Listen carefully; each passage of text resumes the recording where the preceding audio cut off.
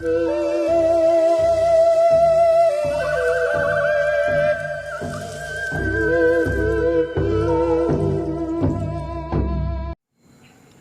दोस्तों, स्वागत है मेरे साथ। एक बहुत ही गहन प्रश्न है। प्रश्न ऐसा नहीं है जो पहले नहीं पूछा गया, बार बार पूछा गया और उसका उत्तर और उसकी व्याख्या भी बहुत बार की गई। हम लोग सभी जानते हैं साक्षी भाव को। एक बार संत ओशो से इस प्रश्न को नए रूप में पूछा गया। उन्होंने इसका गहरा अर्थ बताया।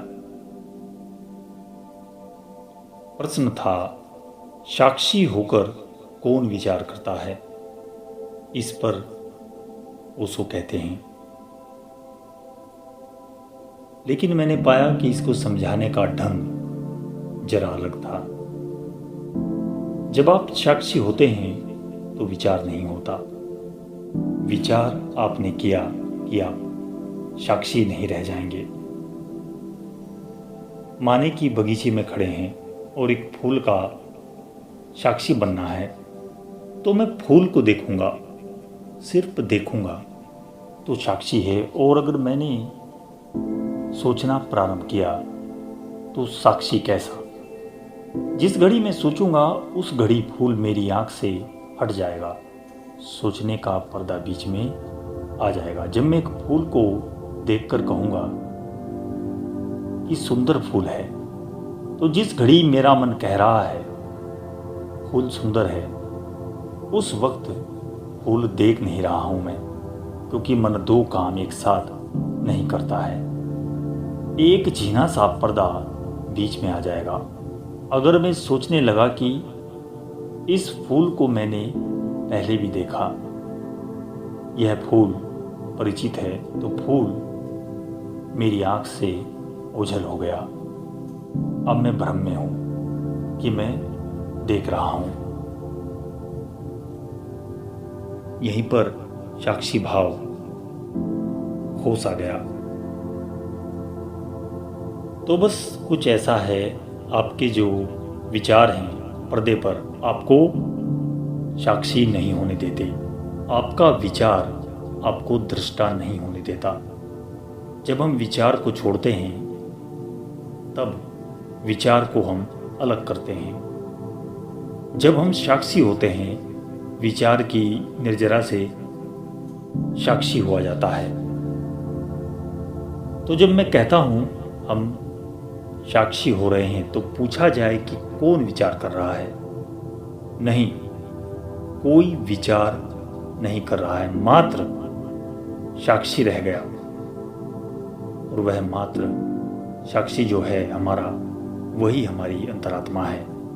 अगर आप परिपूर्ण साक्षी की स्थिति में रह जाएं कि कोई विचार की तरंग ना उठे, कोई लहर ना उठे, तो आप अपने में प्रवेश करेंगे।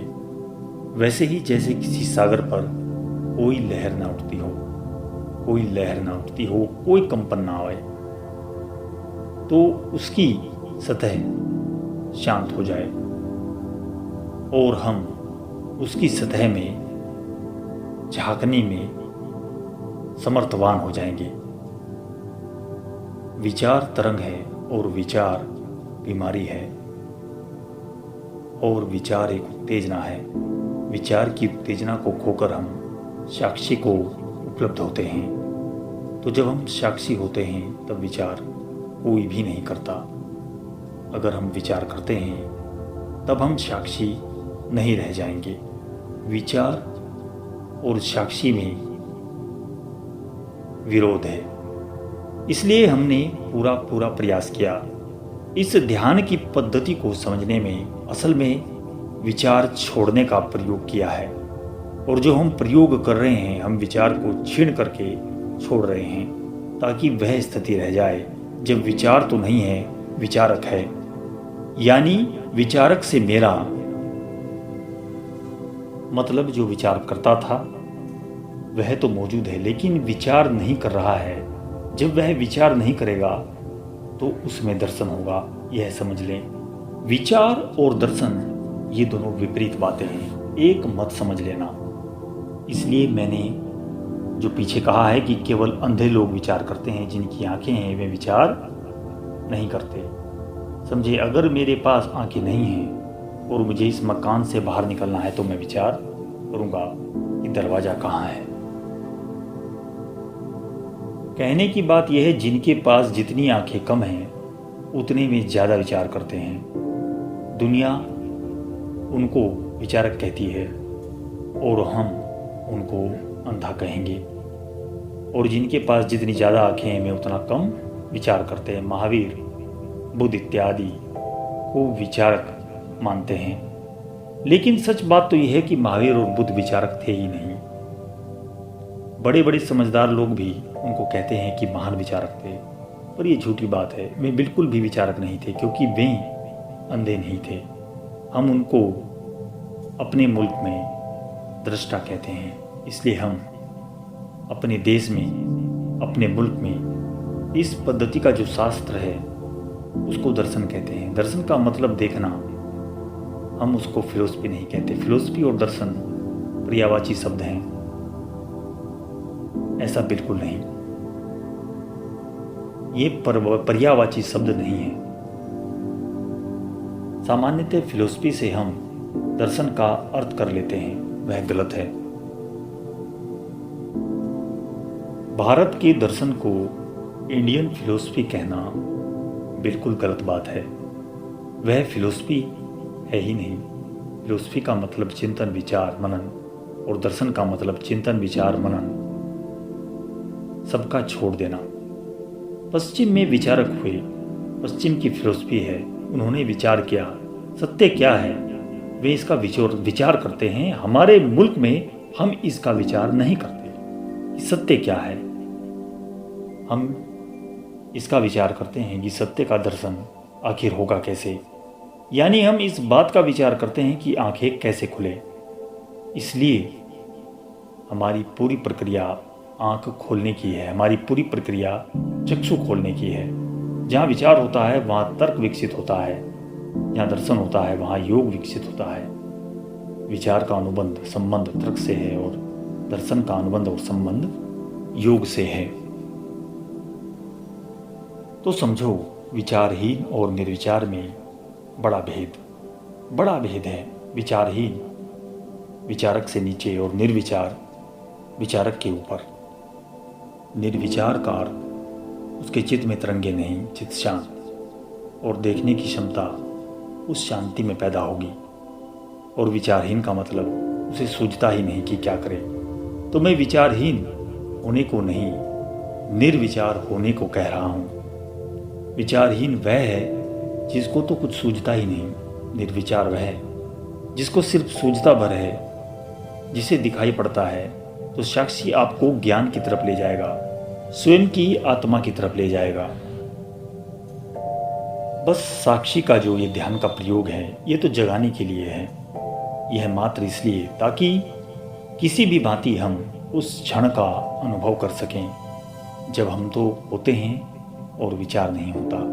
अगर एक क्षण को भी वह निर्मल क्षण उपलब्ध हो जाए जब हम तो हैं और विचार नहीं, तो आप जीवन में किसी बड़ी अद्भुत संपत्ति को उपलब्ध हो जाएंगे।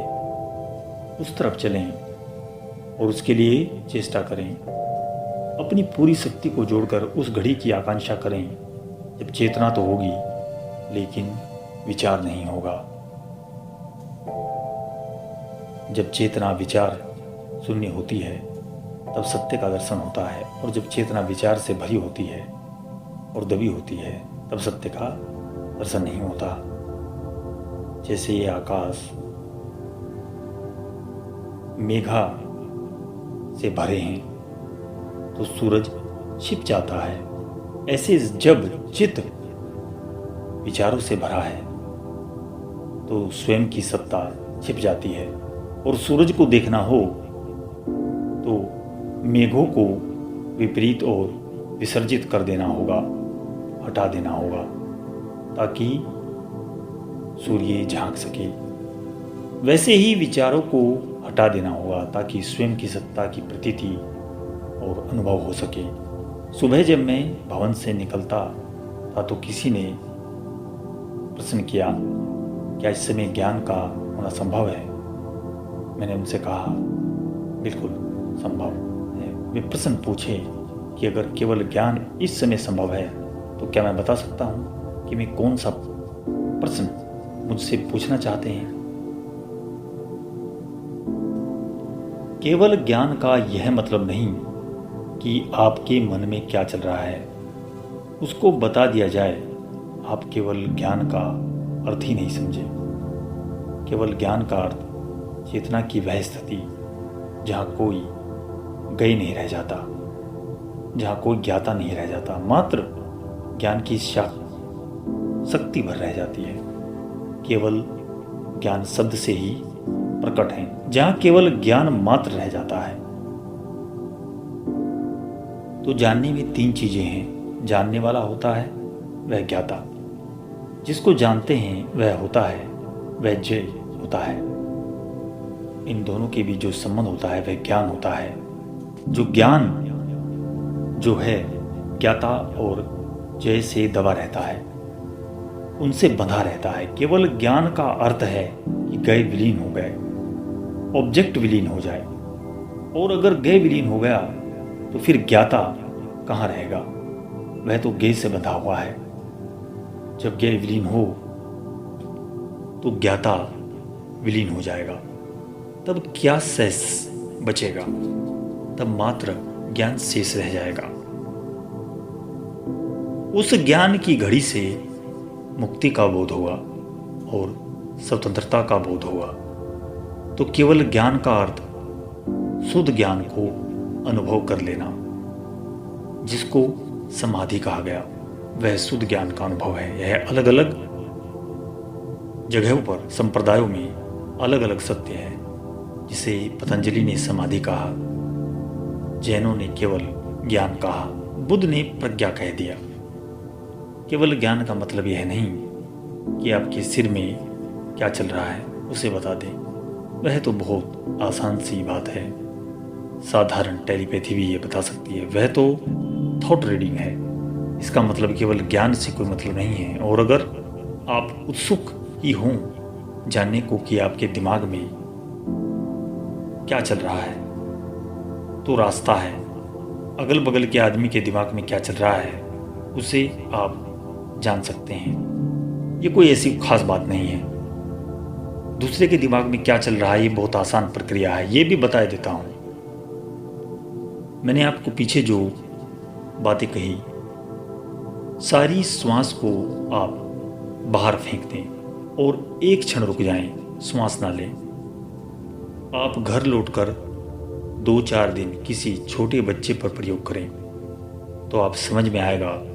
अपनी सारी श्वास बाहर फेंक दें, उस बच्चे के सामने बिठा लें और जब श्वास भीतर ना रह जाए तब पूरे जोर से संकल्प करें और आंख बंद करके देखने की कोशिश करें कि इसके दिमाग में क्या चल रहा है। उस बच्चे को कह दें कि कोई छोटी चीज़ तुम सोचना, कोई फूल का नाम सोचना, उसको बताए ना। उससे कह दें कोई फूल का नाम सोचना,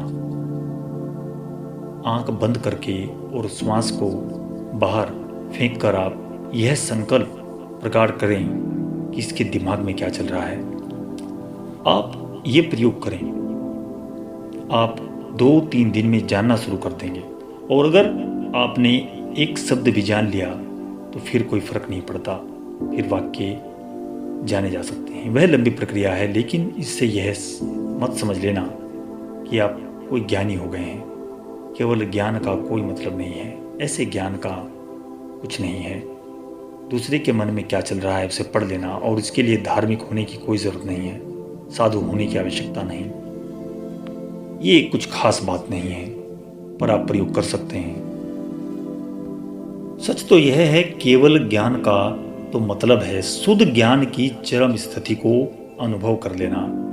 उस अवस्था में अमृत का, जिसे हम सच्चिदानंद कहते हैं, उसका बोध होना। और साफ बात है, समाधि के बिना कोई रास्ता नहीं। जहाँ पर मृत्यु भी हो जाए तो कोई बात नहीं, जीवन भी आ जाए तो कोई बात नहीं, पर वही एक द्वार है। समाधि तो द्वार है परमात्मा के प्रति, सत्य के प्रति, और बिना द्वार के ये नहीं समझा जा सकता। कैसे जाएंगे बिना द्वार के, कोई कभी जा नहीं पाया। इसे स्मरण रखें, ऐसा ना सोचें कि बिना समाधि के भी संभव हो जाएगा। मन हमारा ऐसा होता है कि कोई और भी रास्ता तो नहीं ढूंढता है, यानी मतलब यह है कि ऐसा रास्ता हो जिसमें चलना ही ना पड़े। लेकिन सब रास्तों पर चलना होता है, चलने का मतलब ही है तब वे रास्ते होते हैं। लेकिन हम चाहते हैं ऐसा द्वार जिसमें प्रवेश ही ना करना पड़े, पहुंच जाएं। ऐसा कोई द्वार नहीं होता जिसमें प्रवेश बिना किए आप पहुंच जाए। साक्षी भी वही है, घूम फिर कर वही समाधि आती है, इसके अलावा कोई तरीका नहीं। प्रश्न का जवाब कुछ समय पहले ही समाप्त हो चुका है, मैं आगे व्यर्थ नहीं खींचूंगा। आगे मिलता हूं दोस्तों किसी ऐसी वीडियो के साथ, सत्य खोज के साथ। ओम नमः शिवाय।